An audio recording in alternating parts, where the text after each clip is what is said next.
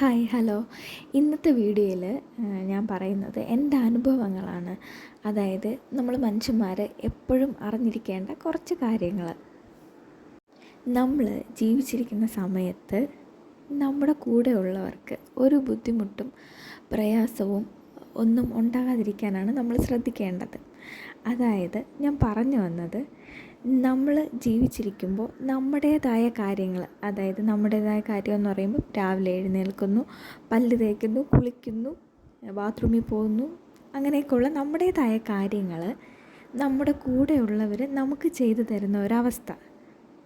അതായത് എന്തെങ്കിലും സർജറി കഴിഞ്ഞ് കിടപ്പിലായവരോ, അല്ലെങ്കിൽ എന്നെപ്പോലെ ഗർഭിണിയായിരിക്കെ റെസ്റ്റ് എടുക്കേണ്ടി വരുന്ന അവസ്ഥയോ, അല്ലെങ്കിൽ വാർദ്ധക്യത്തിൽ കിടപ്പ് വേണ്ടി വരുന്ന അവസ്ഥയോ, അങ്ങനെയൊന്നും ഒരിക്കലും ഉണ്ടാകരുത് എന്ന് നമ്മുടെ പ്രാർത്ഥനയിൽ നമ്മളെപ്പോഴും ഓർത്തിരിക്കേണ്ട ഒരു കാര്യമാണ്. കാരണം അത് ഏറ്റവും പ്രയാസപ്പെട്ട, ബുദ്ധിമുട്ടേറിയ കാര്യമാണ്.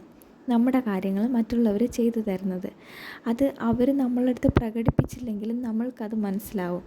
അവരുടേതായ കാര്യങ്ങൾ അവർക്ക് ചെയ്യാൻ പറ്റാത്തൊരു സാഹചര്യം, ഒരു 10-15 മിനിറ്റ് ഒന്ന് സന്തോഷത്തോടെ അവർക്ക് ഇരിക്കാൻ പറ്റൂല, അവരുടേതായ കാര്യങ്ങൾ അവർക്ക് ചെയ്യാൻ പറ്റൂല, ജോലിക്ക് പോകാൻ പറ്റൂല, അങ്ങനെ കുറേ കാര്യങ്ങളുണ്ട്.